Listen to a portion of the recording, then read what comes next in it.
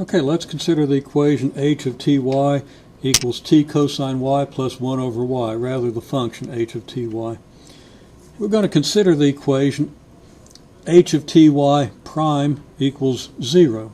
We'll see why we want to do this, but let's get the mechanics of this thing out of the way first. Okay, so h of ty prime is the derivative of this, so that's going to be t cosine y plus 1 over y prime equal to 0.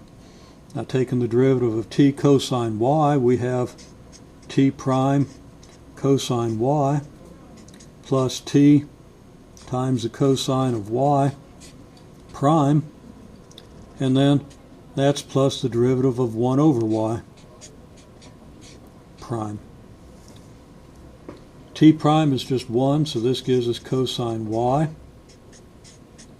Cosine y prime. Now the prime indicates derivative with respect to t, so y itself is a function of t, so for taking the derivative with respect to t, we have to have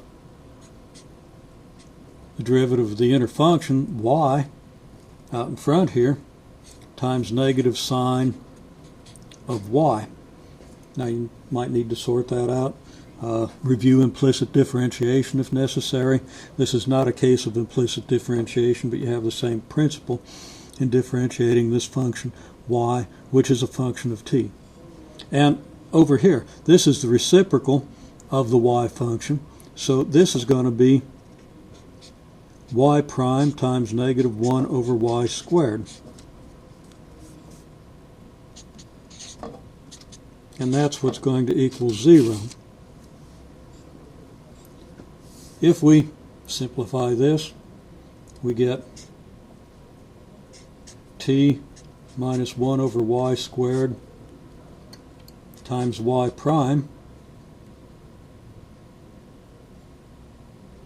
and that's just plain wrong. I left out the sign of t, so let's put a domino down here and try to cover up most of that.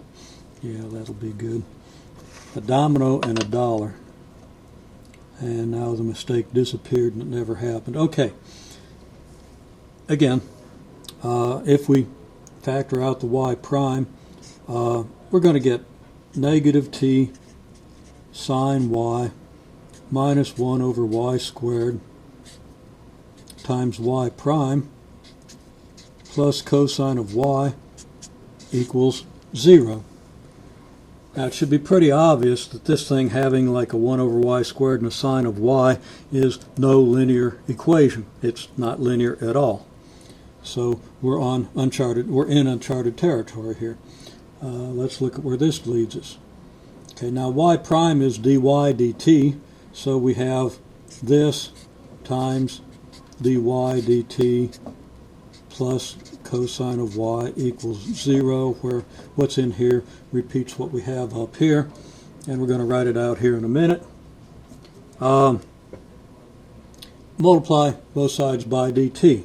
Now you can't really multiply by dt because it's not an algebraic quantity, but you can treat it that way. Again, we see theoretically why we can do that, but that gives us negative t sine y minus 1 over y squared dy plus cosine of y dt equals 0.